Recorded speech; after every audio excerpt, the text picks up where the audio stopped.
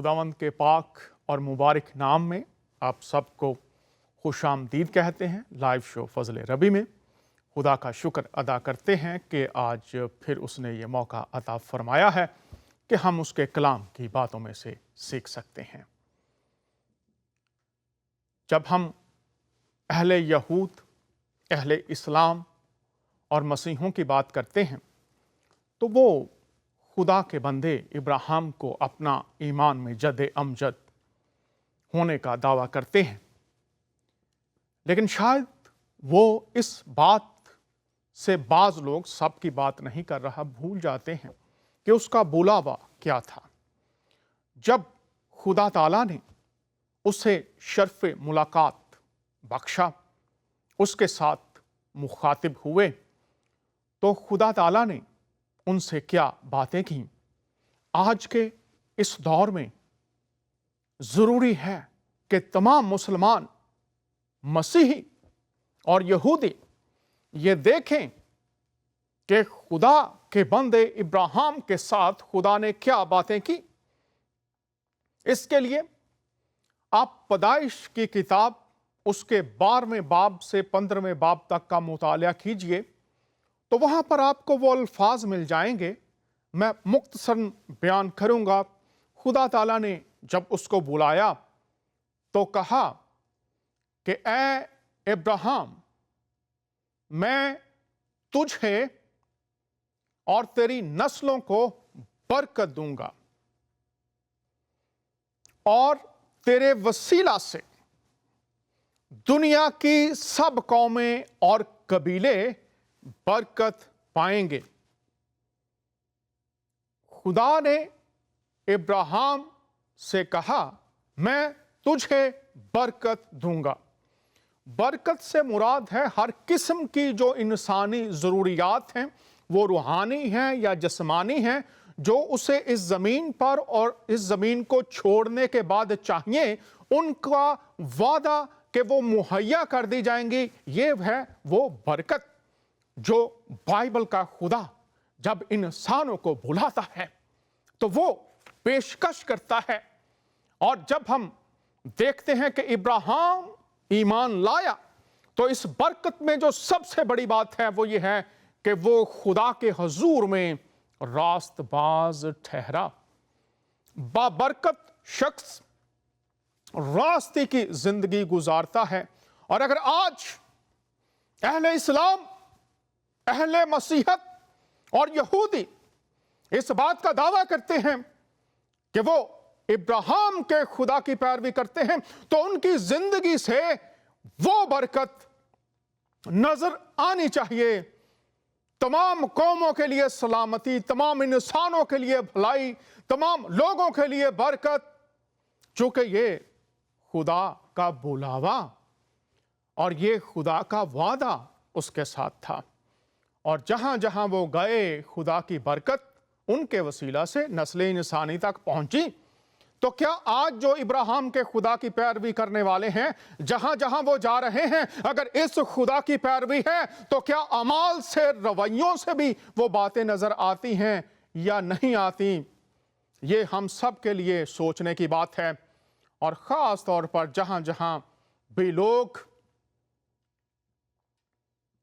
अपने अमाल से खुदाई अहकाम की नाफरमानी करते हुए नजर आते हैं, जरूरी है इस पर गौर किया जाए।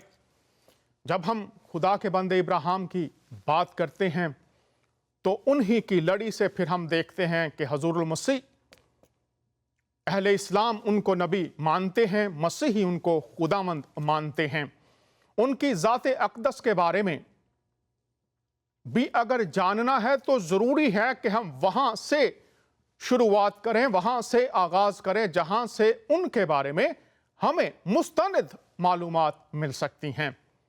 उनकी ज़ाते अक़दस के बारे में जब अबरानियों के ख़त का मुसन्नफ़ लिखता है तो वो एक बहुत ही बड़ी बात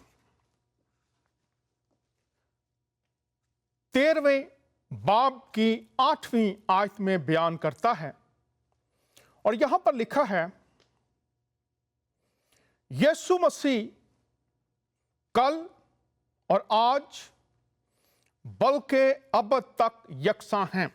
जो इल्म इलाही के तालिब इल्म हैं वो जानते हैं, अगर किसी इंसान को ये कहा जाए कि वो यकसां है, वो अबद तक रहने वाला है, तो ये खुदाई सिफ्त है। और यहां पर इस भेद को खोला गया है।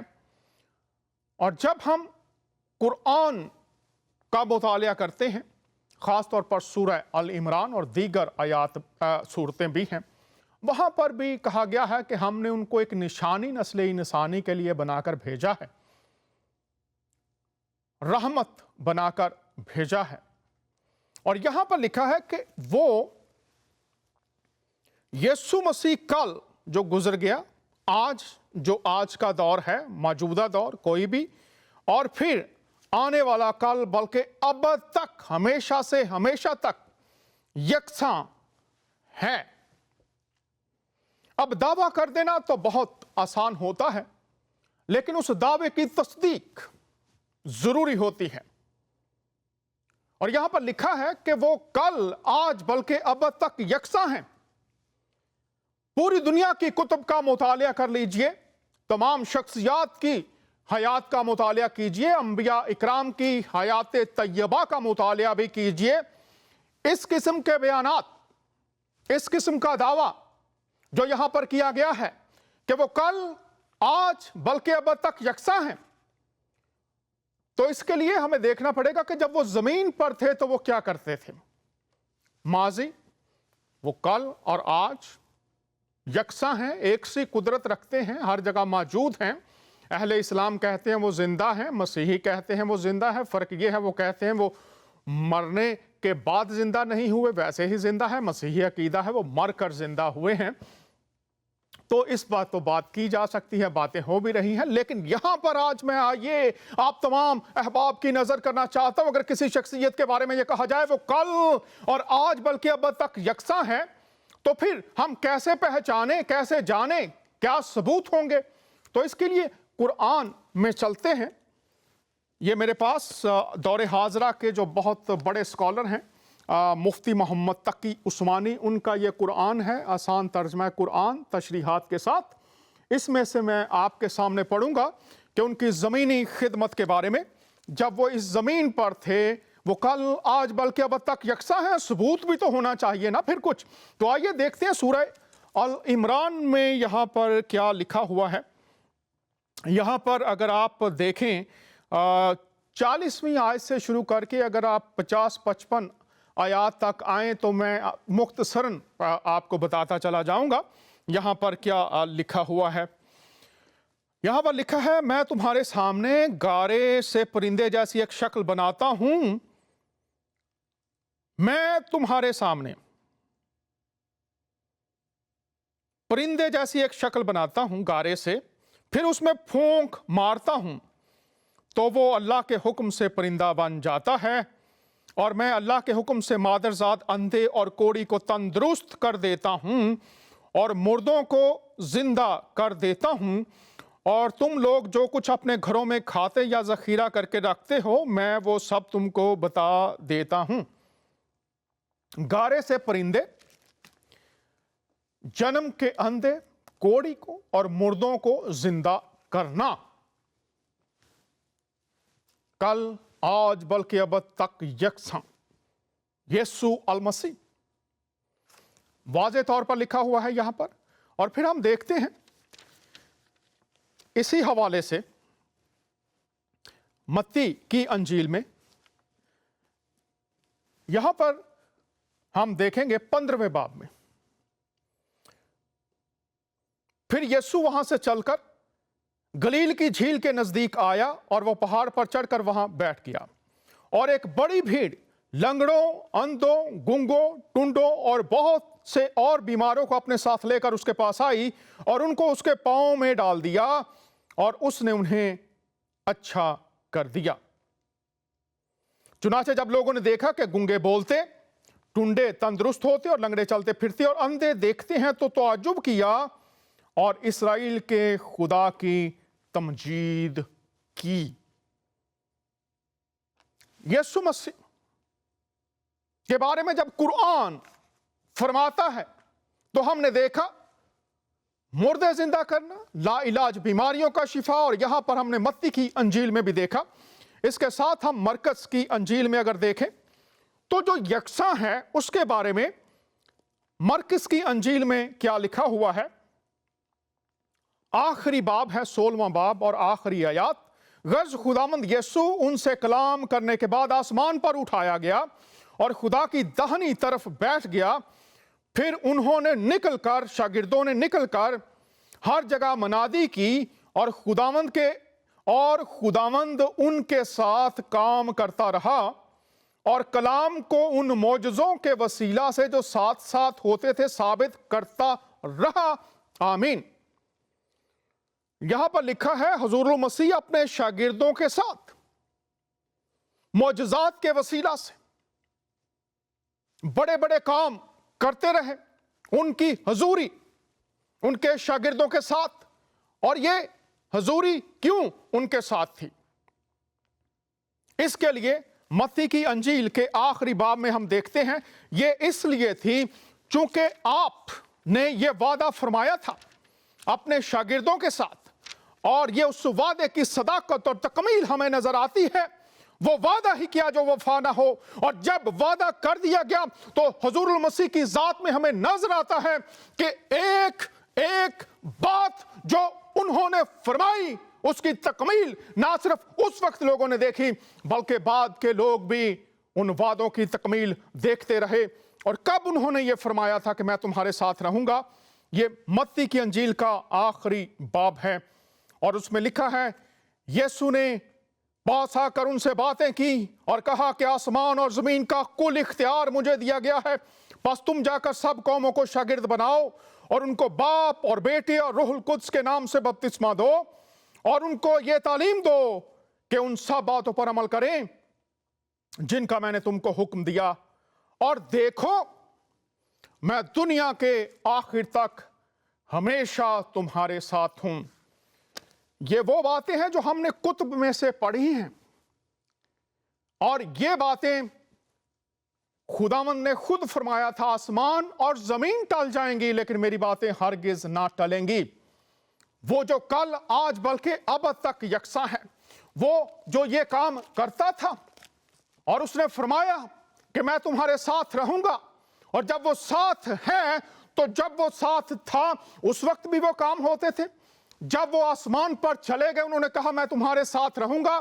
तो अनाजील में हम देखते हैं शागिर्द जहां जहां हवारी गए वो काम हुए, और लिखा मैं अब तक तुम्हारे साथ हूं। और फिर लिखा, मैंने अब्रानियों के खत में से आपके सामने रखा, कल आज बल्कि अब तक यकसा शख्सियत। तो क्या आज भी हुजूरुल मसीह खुदावंद यीशु अल मसीह मसीही मानते हैं और हमारे मुसलमान बहन भाई नबी मानते हैं, तो क्या वो जो यकसा हैं उनकी हुजूरी, उनकी कुदरत, उनकी मोहब्बत, उनकी शिफा, उनकी जिंदगी देने की कुदरत, गुनाहों की मुआफी, क्या आज के दौर में भी बाइबल का यह वादा कि वो कल आज बल्कि अब तक यकसा है पूरी दुनिया में पूरा हो रहा है? आइए हमारे साथ आज एक मेहमान हैं, इस बात की तस्दीक कलाम खुदा आसमान और जमीन टल जाएंगे, मसीह खुदामंद की बातें ना टलेंगी, जिंदगियों में किस तरह से पूरा हो रहा है। आज हमारे साथ हमारे मेहमान हैं, मुतारफ करवाना चाहता हूं जनाब पास्टर करम जीत साहब। करम भाई आपको खुश आमदीद कहते हैं, कैसे हैं आप? बहुत अच्छे हैं। सबसे पहले मैं प्रभु यीशु मसीह का शुक्रिया करता हूं और डॉक्टर डैनियल साहब जी का भी शुक्रिया करता हूं और ज़िंदगी टीवी का शुक्रिया करता हूं कि टीवी के माध्यम से आज मैं आपके साथ बातचीत कर रहा हूं। जी, हम खुदामंद का शुक्र अदा करते हैं। हम तो सिर्फ उसके हाथों में कमज़ोर लोग, उसके हाथ की कारागरी हैं। ये उसका फजल है, ये यीशु मसीह का रहम है, ये उसका तरस है कि हम उसकी बातें कौमों कबीलों तक पहुंचा सकते हैं ताकि वो हमारी बातों के वसीला से जान सके कि उसने हम सब के लिए क्या किया है और वो उनके लिए भी सब कुछ कर सकता है। तो मैं आपसे ही पूछना चाहूँगा, पहले ये बताइए आपका जन्म कहाँ हुआ, किस धर्म में, परिवार कैसा था, बचपन की ज़िंदगी कैसी थी? मेरा जन्म पंजाब इंडिया का है और मैं एक सिख फैमिली से पैदा हुआ और गुरुद्वारे में जाता था और गुरुद्वारों में मत्थे टेकता था। ये मेरा इंडिया का ही जन्म है, पंजाब इंडिया का। जी, बहुत शुक्रिया, आपने ये बात हमें बताई है। थोड़ा-सा ये बताइए, आपके जो माता-पिता थे, जो घर वाले थे, आपने बताया कि सिख परिवार से ताल्लुक़ है, तो धार्मिक ज़िंदगी, मज़हबी ज़िंदगी कैसी थी बचपन की, थोड़ा-सा मुख्तसर बताइए? मजहबी ज़िंदगी ऐसी थी कि हम जब छोटे थे, जैसे हमारे माँ-बाप गुरुद्वारों में जाते थे, हम भी जाते थे तो गुरुद्वारे में और क्या करते थे आप जाकर? हम जाके वहाँ पे पाठ सुनते थे। सुबह जाते थे, मत्था टेकते थे गुरुद्वारे में जा कर के और वहाँ पे कीर्तन सुनते थे और कीर्तन सुनने के बाद वहाँ पे हमें प्रसाद दिया जाता था। वो प्रसाद को खाते थे और उसके बाद हमें अपने घरों में आना पड़ता था और यही हमारा एक जीवन था। बहुत शुक्रिया। आपने ये बात हमें बताई है। मैं ये आपसे दरख्वास्त करूँगा कि बराए मेहरबानी आप ये बताइए कि यीशु मसीह की पहचान तक आने का सफ़र कब और कैसे शुरू हुआ? मसीह की पहचान जी, तक कैसे आए? ऐसे था 79 में मेरा एक्सीडेंट हुआ था। उस समय मेरी उम्र 15 साल की थी और मैं एक पूर्ण सिख बना हुआ था, कृपान पाई हुई थी जी, यहाँ पर और मैं मैं आपसे गुरुद्वारे में अ हाँ, मैं आपसे दरख्वास्त करूँगा भाई करम, मैं थोड़ी-सी तफ़सील के लिए कभी-कभी रोकता हूँ, ताकि बात जी, खुल जाए। इसलिए मुझे मुआफ़ कीजिएगा जब मैं आपसे दरख्वास्त करूँ। तो ये जो आपने जी, कहा कि मैं पूर्ण सिख बन चुका था, ये जी। बताइए कि ये पूर्ण सिख बनना क्या होता है? कैसे बनते हैं? क्यों बनते हैं? मकसद क्या होता है? ऐसे है, जब पूर्ण सिख उसे कहते हैं, जब कोई अमृत छकता है। जैसे आज दुनिया में हम देखते हैं, कुछ लोग हैं जो सरदार हैं, पगड़ी पहनते हैं, मगर वो अमृत नहीं छकते। वो गुरुद्वारा भी जाते हैं, सारी कामों को पूरा करते हैं, मगर वो पाठ नहीं करते और ना वो कृपान पहनते हैं। इससे वो अधूरे रहते हैं, अपनी दाढ़ी को कटवाते हैं, अपने केसों को कटवा लेते हैं। तो इसलिए पूर्ण सिख उसी को कहते हैं जो पूर्ण तौर से जैसे सिख गुरु थे वैसे बन के रहता है, अमृत बहुत छकते शुक्रिया। हैं। अमृत चखना जो है, इससे मुराद ये है कि गुरु की मानद ज़िंदगी गुज़ारना, ये बात है। जी। तो क्यों कोई सिख जो है वो गुरु की मानद ज़िंदगी गुज़ारे जबकि बाकी नहीं गुज़ारते? क्या मिलता है इसमें से? क्यों ये तसव्वुर पाया जाता है इस धर्म में? ऐसे कि उनके मन को शांति नहीं, जो नहीं मानते, अच्छा, शांति जिसके के मन लिए। को हाँ, शांति नहीं होती, वो समझते हैं कि पता नहीं मैं अगर ऐसे रहूँगा तो मैं जो खाना-पीना है, कुछ लोग नशे करते हैं, ये चीज़ें बहुत सी हैं। कुछ लोग जो है नहीं करते और उनको अच्छा नहीं लगता, तो वो नहीं मानते। तो जो इन चीज़ों से परहेज़ करते हैं, तो वो एक तरफ लग जाते हैं। तो आप ये कहना चाह रहे हैं कि पूर्ण सिख बनने से मुराद ये है कि वो नशा ना करे, वो बुरे काम ना करे, वो सिर्फ जी। एक ही तरफ उसका ध्यान लगा रहे और वो अच्छाई करे। तो जी। ये मुझे बताइएगा, जब आप पूर्ण सिख बन गए तो क्या ये बातें आपके अंदर आ गई थी कि सिर्फ अच्छाई ही निकलती थी, कोई बुराई नहीं निकलती थी? ये थोड़ा-सा बताइए मुझे। हाँ, ये बात सही है, मगर जो हमें सिखाया गया था, जैसे मैं अपने आप को समझता था कि मैंने अमृत ले लिया, अब मैं किसी रोडे बंदे से जिसके बाल काटे हों या किसी की दाढ़ी काटी हो या कोई सिगरेट पीता हो, उसके हाथ से कुछ लेके ना खाऊँ, मगर मेरे दिल में जो है उनके प्रति नफ़रत रहती थी।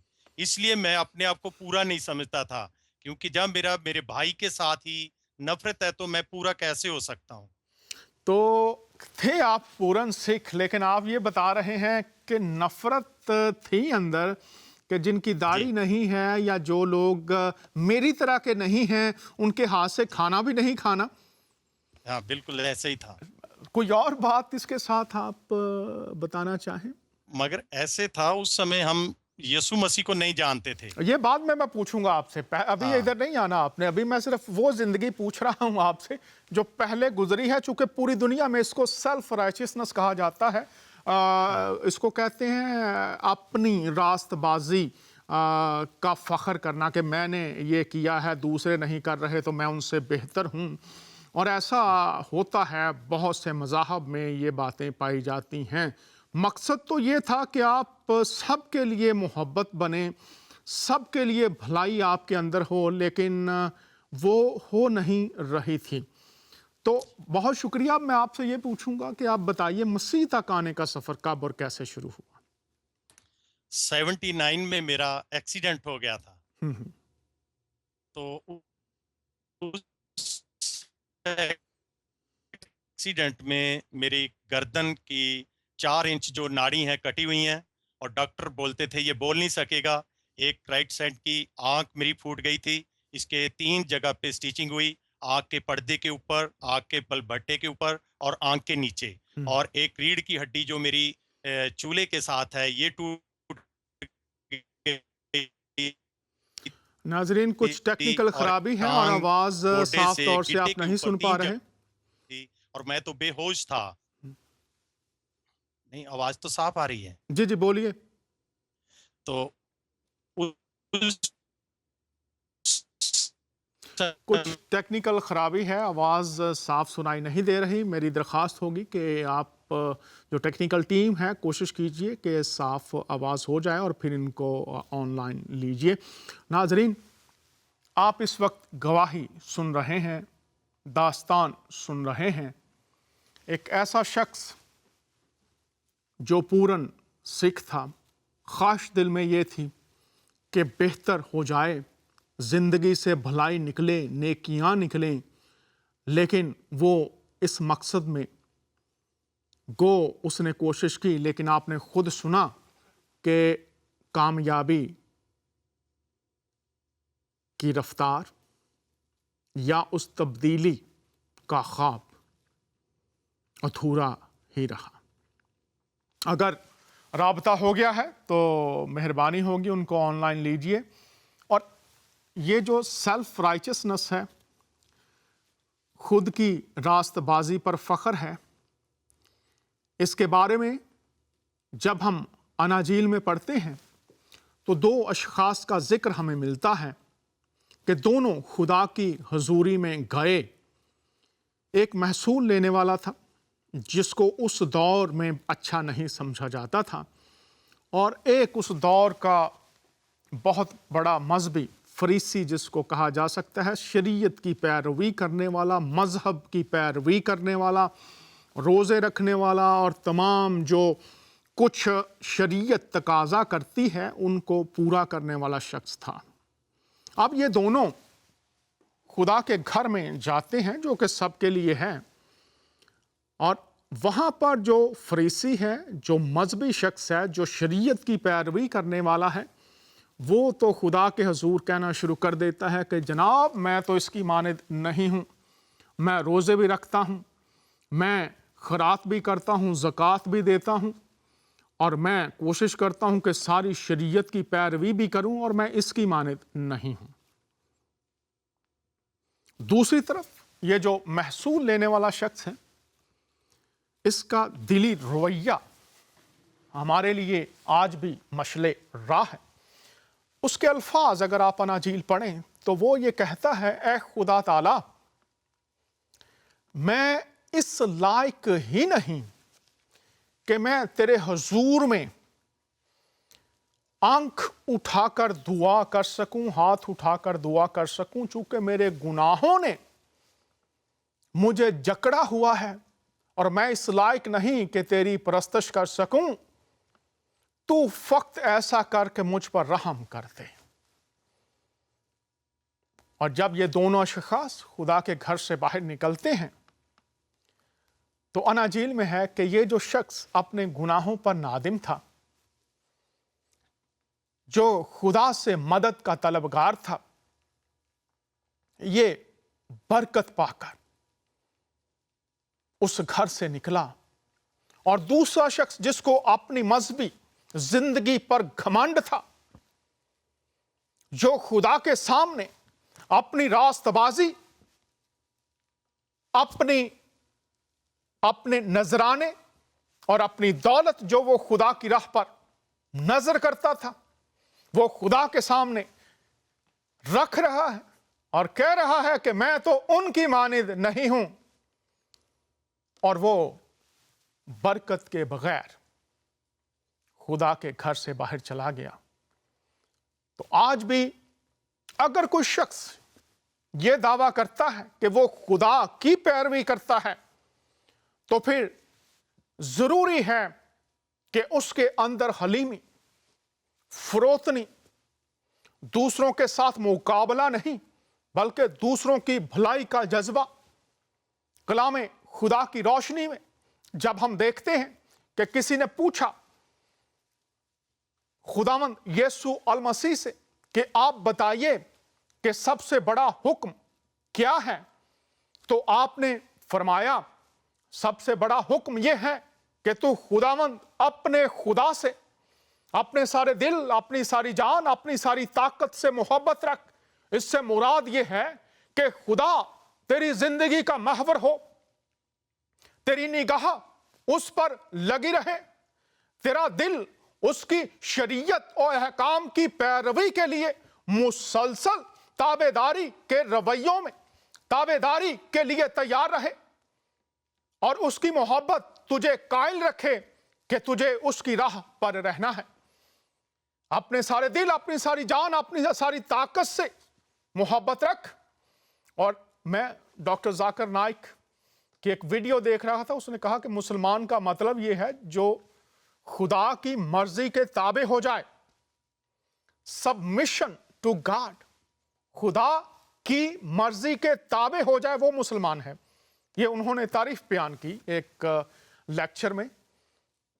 तो खुदा का हुक्म, उसकी मर्जी को जानना बहुत जरूरी है, और वो ये है कि खुदा से मोहब्बत रख। मर्जी ये है, बड़ा हुक्म ये है, हुज़ूर मसीह ने वाज़े कर दिया कि खुदावंद अपने खुदा से मोहब्बत रख, और अगर वो रहीम है, अगर वो मेहरबान है, अगर तू उसकी पैरवी कर रहा है, तो ये मेहरबानी और ये शफकत जो उसके पैरोकार की जिंदगी का हिस्सा होनी चाहिए, क्या वो तेरी जिंदगी का हिस्सा है या नहीं है?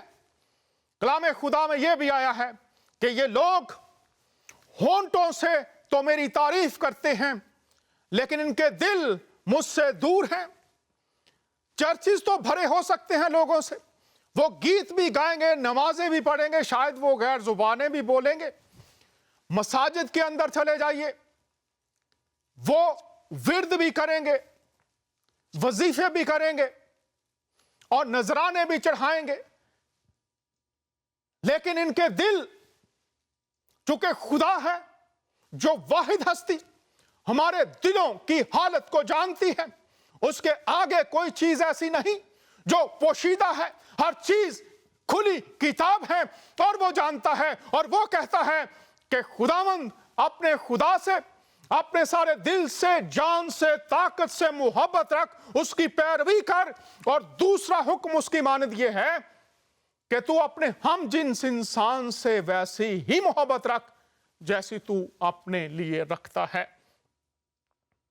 आज के दौर में आप बहुत बड़े आलिम हो सकते हैं, टीचर हो सकते हैं, बहुत बड़े रहनुमा और लीडर हो सकते हैं, चर्च के मस्जिद में एल्डर हो सकते हैं, मददगार हो सकते हैं, आप टेलीविजन पर कलाम सुनाने वाले भी हो सकते हैं, चर्चिज में, मंदिरों में, मस्जिदों में कलाम सुनाने वाले हो सकते हैं, वाइजीन में से हो सकते हैं, लेकिन क्या आज आपकी और मेरी जिंदगी में यीशु अल मसीह का यह वादा, यह सबसे बड़ा हुक्म कि खुदा से मोहब्बत और इंसान से मोहब्बत रख। और आगे उन्होंने फरमाया कि इस पर सारी शरीयतों का दारोमदार है, ये निचोड़ है, ये तकमील है।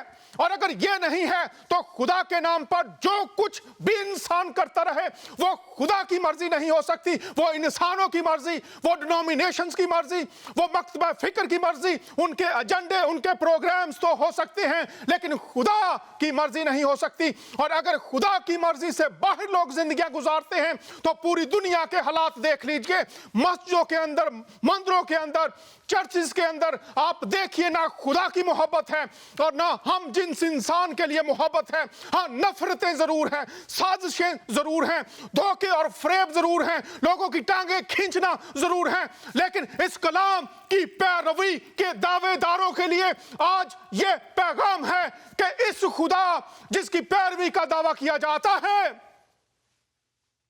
उसकी अमली सूरत आज कहां है। ये हमारे लिए लम्हा फिक्रिया है। जनाब, मेरी दरखास्त होगी टीम से, राब्ता हमारा बहाल हुआ है या नहीं मुझे बता दीजिए, ताकि मैं इस मौजू पर फिर गुफ्तगू करता रहूं। खुदावंद हम सबसे प्यार करता है और उसकी मोहब्बत बिला इम्तियाज है।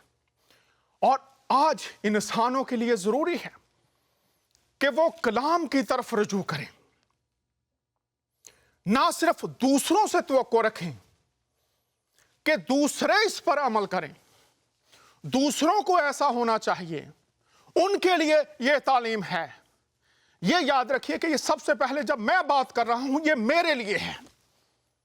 जो कलाम सुनाने वाले, जो वाइज़ीन हैं, जो रहनुमा हैं, सबसे पहले उनके लिए ये खुदा का कलाम है कि वो उसकी पैरवी करें। उसके बाद ये दूसरों के लिए है। और अगर हम सब पूरी दुनिया में, खास तौर पर जो इल्हामी अदयान के मानने वाले हैं, जो ये कहते हैं कि हम खुदाए इब्राहिम, इसहाक और याकूब की पैरवी करने वाले हैं, उनके लिए जरूरी है कि वो इस बात की तरफ लौटे कि सबसे पहले मुझे जरूरत है कि मैं इस कलाम के रंग में रंग जाऊं और उसके बाद फिर दूसरों के लिए यह पैगाम है। इसकी आज हम सबको जरूरत है। और खुदा जिस तरह से भाई पास्टर जीत साहब की बात हम सुन रहे थे कि वो सबसे प्यार करता है। जब हम खुदा से मोहब्बत की बात करते हैं, इंसान से मोहब्बत की बात करते हैं, तो इसके लिए भी कोई दर्जाबंदी नहीं है कि ये मकतबा फिक्र, इससे मुझे प्यार करना है, इससे मुझे प्यार नहीं करना है। खुदा का सूरज तमाम इंसानों पर चमकता है, उसकी हवा सब इंसानों के लिए है, ये जमीन और उसकी खूबसूरती सब इंसानों के लिए लुत्फअंदोज होने के लिए है। और आज हमें लौटना है मोहब्बत की राहों की तरफ, आज हमें लौटना है भाईचारे की तरफ, आज हमें लौटना है एक दूसरे को संभालने की तरफ, आज हमें लौटना है अमल और शांति की तरफ, आज हमें फिर से एक दूसरे को गले लगाने की जरूरत है। दुनिया जिस डगर पर चल निकली है इसमें मोहब्बत का फुकदान नजर आ रहा है। अगला जो मेरा शो होगा वो हम इसी मौजू पर कर रहे हैं कि पुरतशद्दद रवैये, उनका असबाब और हल क्या है। इसी तनाज़ुर में आज चूंकि अभी राबता कुछ खराब है तो लाइव शो में अगर आप कॉल भी करना चाहें तो जरूर कॉल कीजिए। मोहब्बत का फुकदान होता जा रहा है और अगर हम ये कहते हैं कि हमारे पास एक चीज है, हम कहते हैं कि हमारे पास अमन है, तो अगर किसी बर्तन में, ये मेरे पास इस कप में इस वक्त पानी है और अगर मैं उंडेलूंगा तो इसमें से पानी ही निकलेगा क्योंकि इसके अंदर पानी है। और अगर आप इसमें शहद डाल दें और जब उंडेलेंगे तो शहद ही निकलेगा। आज पूरी दुनिया के इंसानों के लिए यह पैगाम है कि अगर खुदा की मोहब्बत आपके अंदर है, इंसानों के लिए मोहब्बत आपके अंदर है, तो इसकी अमली सूरत इस वक्त जो फ्रांस में हमें नजर आया, जो तुर्की में नजर आया, जो पाकिस्तान में हो रहा है, जो बांग्लादेश में हो रहा है, जो यूके में हुआ, अमेरिका में अभी हुआ पिछले दिनों, दीगर मुल्कों में हो रहा है। इंसानों को कत्ल कर रहे हैं, खत्म कर रहे हैं, और दावा यह है कि हम खुदा की पैरवी कर रहे हैं। यह एक आईना है जो हम सबको हमारी शक्ल दिखा रहा है। ऐ दुनिया के इंसानों, तुम जो खुद को दानिश कुल समझते हो, तुम जो तमाम शोबों में माहिरीन को बुलाते हो, तुम जो उल्मा के प्रोग्राम्स और उनके लेक्चर्स करवाते हो, ये सब अच्छी चीजें हैं, होनी चाहिए, लेकिन इसकी अमली सूरत कहां पर है? खुदावंद यीशु अल मसीह ने फरमाया कि एक चश्मे से दो तरह का पानी नहीं निकल सकता, या मीठा निकलेगा या खारा पानी निकलेगा। खुदा का कलाम हमारे लिए आईना और रोशनी है। शायद किसी के दिल में उतर जाए खुदा की बात, ताकि हम इस जमीन पर उसकी मोहब्बत के अमली पहलुओं को अमली सूरत में देख सकें। हमारे मेहमान हमारे साथ हैं, उनके साथ बात करते हैं। जी भाई करमजीत, वहीं से शुरू करेंगे जहां से राबता मुनक़ता हुआ था। मसीह के पास आने का सफर कब और कैसे शुरू हुआ? 79 में मेरा एक्सीडेंट हुआ था। मैं कार चला रहा था और कार के ऊपर से बस निकल गई थी। उस एक्सीडेंट में मेरी गर्दन कट गई थी और 4 इंच इसमें बोलने वाली नाड़ें नहीं हैं, डॉक्टर बोलते थे। और एक आँख फूट गई, टांग 3 जगह से टूट गया और मेरा लक टूट गया, रीढ़ की हड्डी से लग हो गया था। और डॉक्टर कहते ना देखेगा, ना ये बोल सकेगा, और ना कभी बैठ सकेगा, और ना ही कभी चल सकेगा। तो मैं 3 महीने तक बेहोश पड़ा रहा हूँ आईसीयू में। 25 बोतलें मेरे ब्लड की चढ़ी थी, और ग्लूकोज का मुझे नहीं पता और ना मुझे ब्लड का पता है, मगर बाद में मुझे बताया था कि इतनी बोतलें आपको ब्लड की चढ़ी हैं और ग्लूकोज बहुत ज़्यादा लगा। 3 महीने तक मैं कुछ नहीं खाता था और ना ही कुछ पीता था, और बिल्कुल बेहोश स्थिति में था और आईसीयू रूम में था। तो क्या हुआ फिर? यीशु मसीह तक उसके कैसे बाद आ गए? हाँ, 3 महीने के बाद जब मुझे होश आया तो उन्होंने मुझे 4 नंबर वार्ड और 16 नंबर बेड मुझे अलाट कर दिया और मुझे वहाँ पे ले गए। तो वो दिन वेडनेसडे या थर्सडे का दिन था। तो उसके बाद संडे के दिन मैंने पहली बार खुदा के सेवक को देखा, और मैं बिल्कुल उन्हें जानता नहीं था कि ये किस सेवक है, कौन से धर्म से है, और ना मैंने कभी इस यीशु मसीह के बारे सुना था। जी, यहीं से जारी रखें करमजीत जी, हमारे साथ एक कॉलर हैं, यहीं से जारी रखेंगे कि आप बेड पर थे, 3 महीने बाद आपको होश आया, आपने देखा। हमारे साथ एक कॉलर हैं, इनसे बात करते हैं।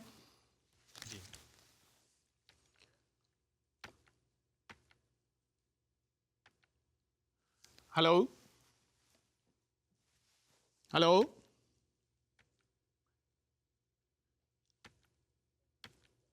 मेरी दरख्वास्त होगी टेक्निकल स्टाफ से कि ये जो कॉल आ नहीं रही, आप या तो देखिए क्या कहाँ पर ख़राबी है, प्लीज़। हेलो जी, ब्राय राज शो फजले रबी में आपको खुश आमदीद कहते हैं। कौन साहब या साहिबा, कहाँ से बात कीजिए, आप ऑन एयर हैं। जी सर, मैं नुमान बात कर रहा हूँ। जी नुमान भाई, बहुत शुक्रिया, बात कीजिए।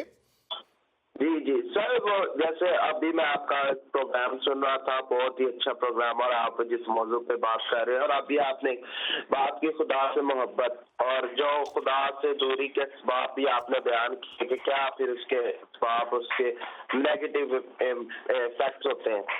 तो मेरा क्वेश्चन ये है कि आपने कहा कि खुदा से मोहब्बत पूरे दिल और जान से करो, लेकिन आज भी वो मसीहों में वो जज्बा नहीं नजर आता कि उनको सिर्फ वो टांगे खींचना, जैसे आप बता रहे थे कि उनको, तो आप समझते हैं कि इसमें मसीही जो रहनुमा है, पास्टर साहिबान है या उनके कायदीन है, उनका भी कुछ रोल है या उनकी कुछ जिम्मेदारियां हैं कि वो अपनी कलीसिया को अच्छी तरह गाइड करें, कि उनको मिसयूज ना करें, कि उनको कुछ और ना बताएं, बस उनके अंदर और कुछ फीड ना करें, बल्कि खुदा का जो जिंदा कलाम है वो ही फीड करें, उनको दुनियावी बातों से इज्तनाब करने को कहें।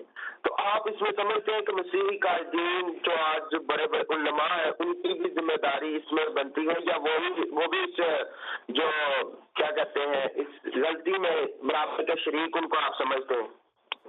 बहुत शुक्रिया नवान साहब, कोई और बात करना चाहेंगे आप?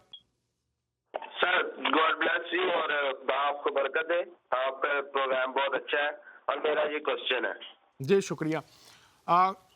पहली बात तो ये है जनाब कि लिखा है इस दुनिया के हम शक्ल ना बनो, तो हम इस दुनिया में रहते हैं, ये बात याद रखिए। बाइबल बहुत साफ तौर से तमाम सवालात के जवाबात देती है। तो इस दुनिया के हम शक्ल ना बनने से मुराद ये है कि आपको कलाम खुदा की जो हदायत हैं उनकी पैरवी करनी है, ना कि दुनिया की मानद बनना है। और अनाजील में बहुत वाज़ेह तौर से सारी बातें लिखी हैं कि जो दुनिया के सरदार हैं, जो दुनिया के रहनुमा हैं, वो क्या चाहते हैं, और जो दुनियादार लोग हैं वो क्या चाहते हैं। तो इसके लिए बाइबल में 3 तरह के लोगों का बयान किया गया है, रूहानी हैं, जिस्मानी हैं और नफसानी हैं। तो और ये तीनों तरह के लोग चर्च के मेंबर हो सकते हैं, रूहानी, दुनियावी और नफसानी। अब फिर किसी वक्त इस पर बात करेंगे, लेकिन मैं मुख्तसर ये कहना चाहता हूँ कि दरख्त अपने फलों से पहचाना जाता है। अगर कोई मसीही है और वो ये कहता है कि वो मसीह का पैरोकार है और वो बातें जो यीशु अल मसीह के कलाम में लिखी हैं वो उसकी ज़िंदगी का हिस्सा नहीं है, तो फिर ज़रूर है कि वो रजू करे कलाम की तरफ और कोशिश करे कि वो बातें जो कलाम की हैं वही उनकी ज़िंदगी में से नज़र आएँ।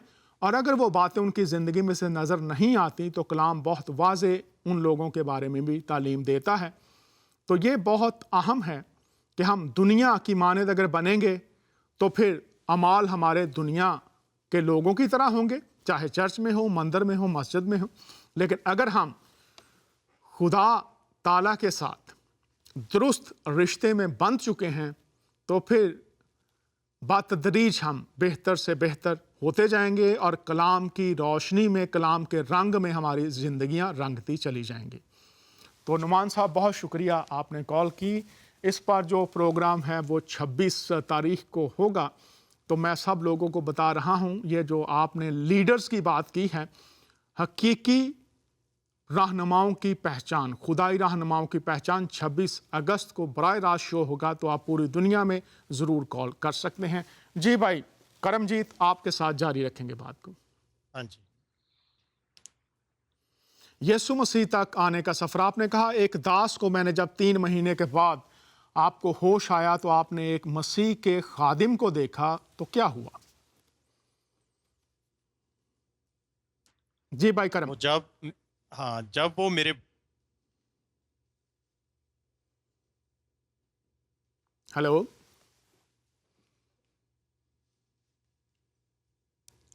अभी जो आप बातें सुन रहे हैं, यूहन्ना जब अपने खतूत में लिखता है तो वो ये कहता है कि जिसके पास बेटा है उसके पास गवाही है।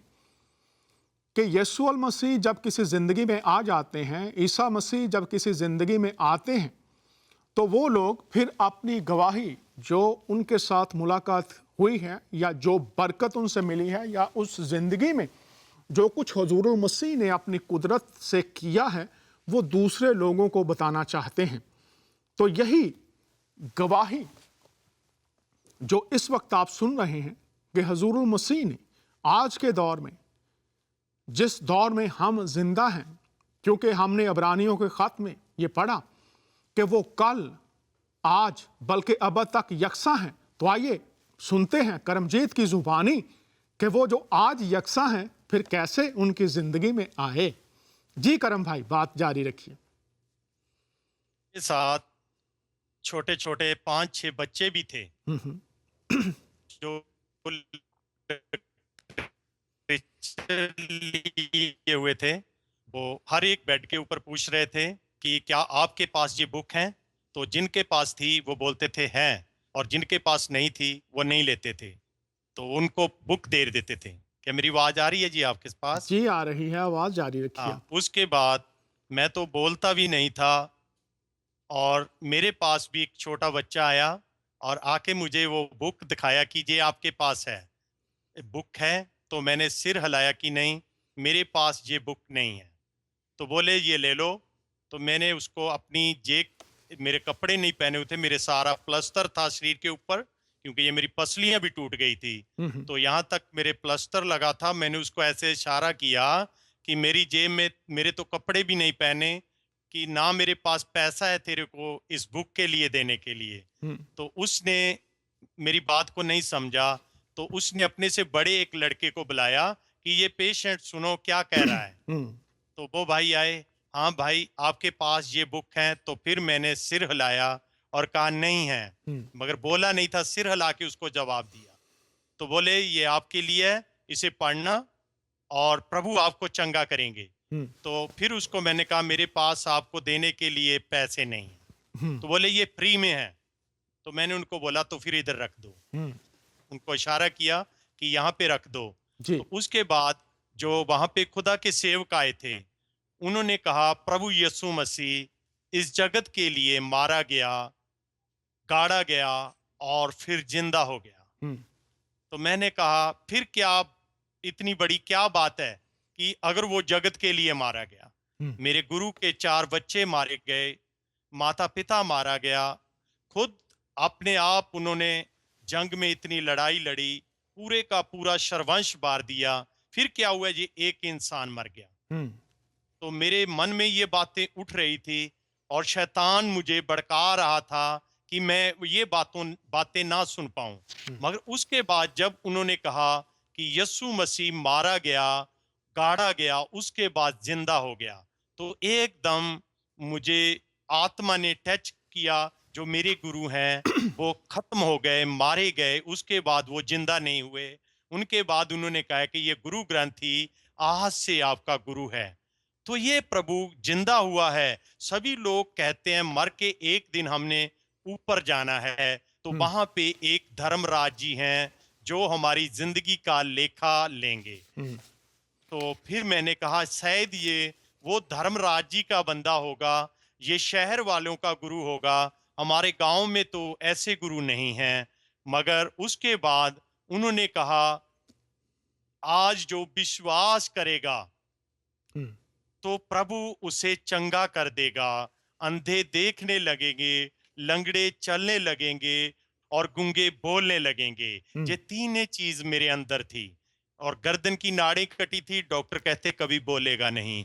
एक आंख पे चोट आई थी और 3 जगह पे इस पे स्टिचिंग हुआ था, डॉक्टर कहते अंधा है, एक आंख से देख नहीं सकेगा। और रीढ़ की हड्डी जो है टूट गई थी, डॉक्टर कहते ये कभी बैठ नहीं सकेगा। मेरी घुटने से गिट्टे तक 3 जगह से टांग टूट गई थी, डॉक्टर कहते कभी चल नहीं सकेगा।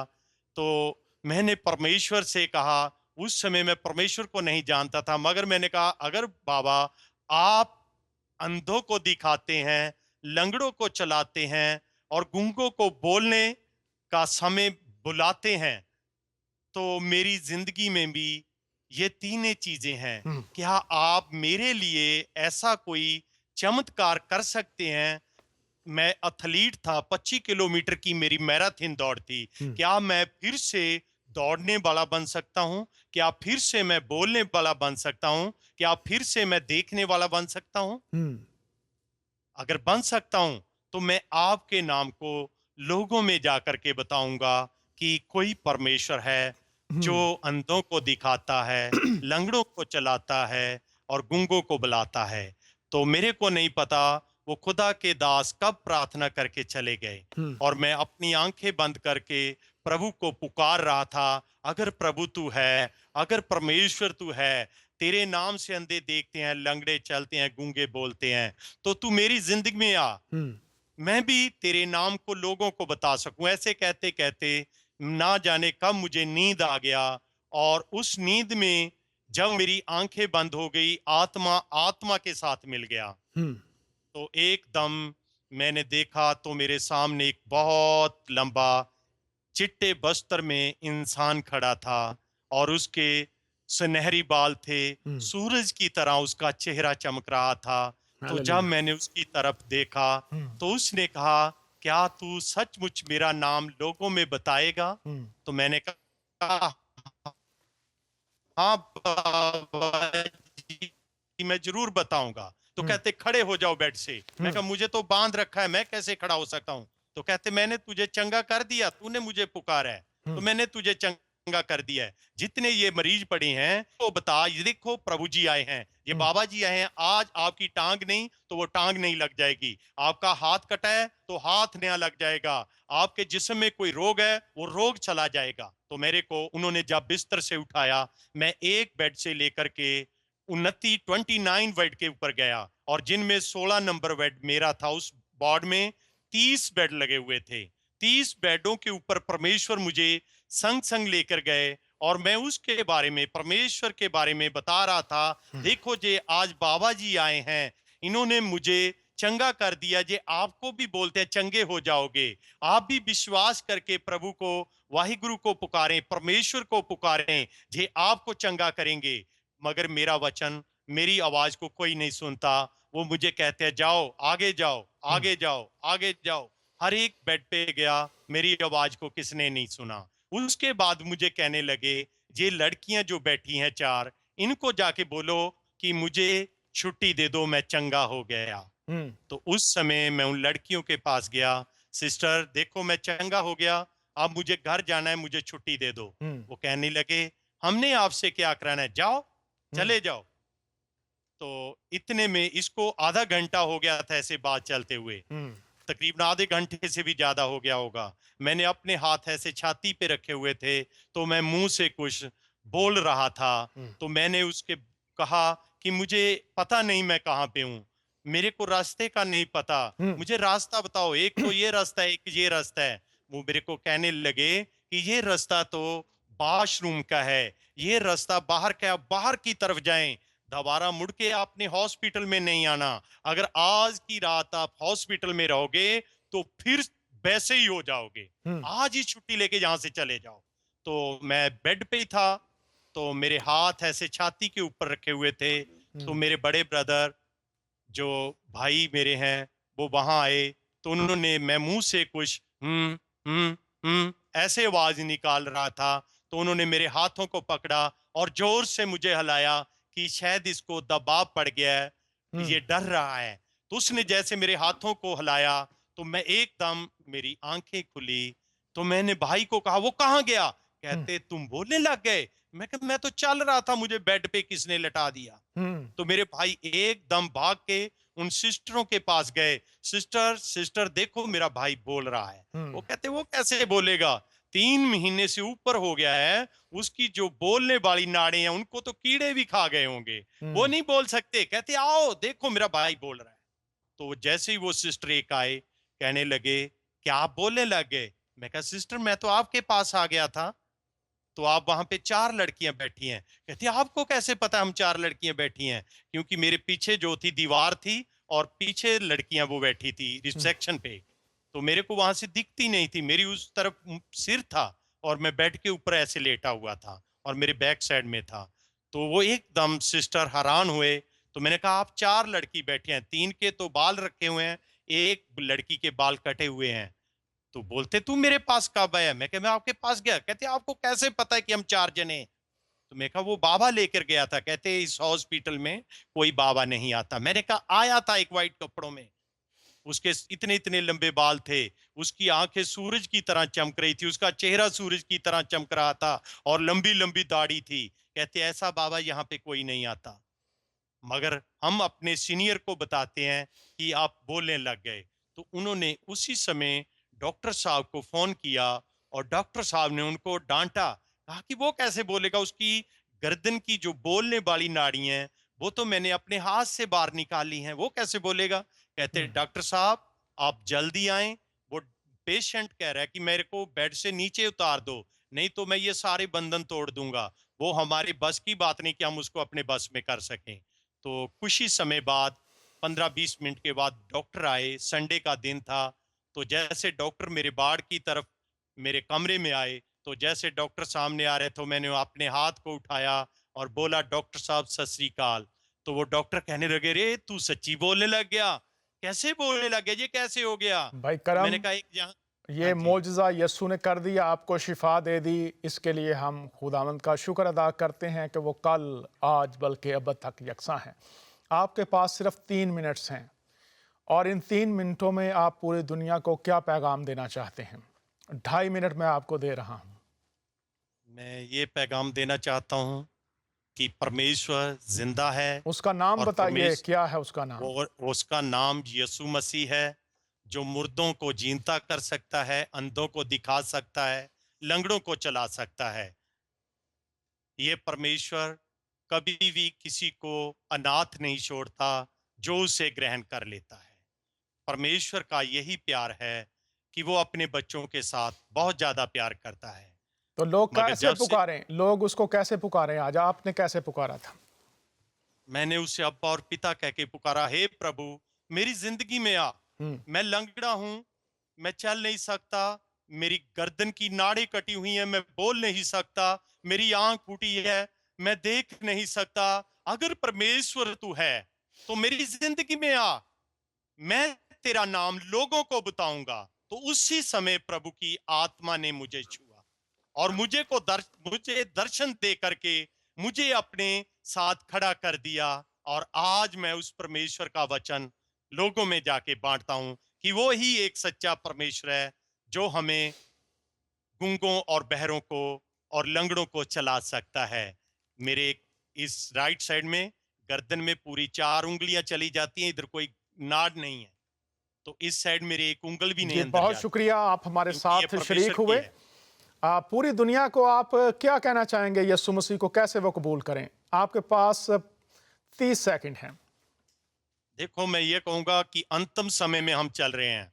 हमें प्रभु ने बहुत समय दिया है कि तौबा करो, बपतिस्मा लो और मुक्ति के मार्ग को पालो, क्योंकि ये पता नहीं कब परमेश्वर आ जाएगा और ऐसा ना हो कि हम उसके साथ ना मिल सकें। जब परमेश्वर आएगा तो हम उसके साथ जाने वाले बने। वही है, वही नाम है, वो जिंदगी का नाम है। उसके लहू में शिफा है, उसके लहू में मार्ग है, उसके लहू में जिंदगी है। वो जिंदगी प्रभु यीशु मसीह ही दे सकता है, इसके सिवा और कोई दुनिया में हमें जिंदगी नहीं दे सकता। बहुत शुक्रिया। एक पास्टर करमजीत साहब हमारे साथ थे।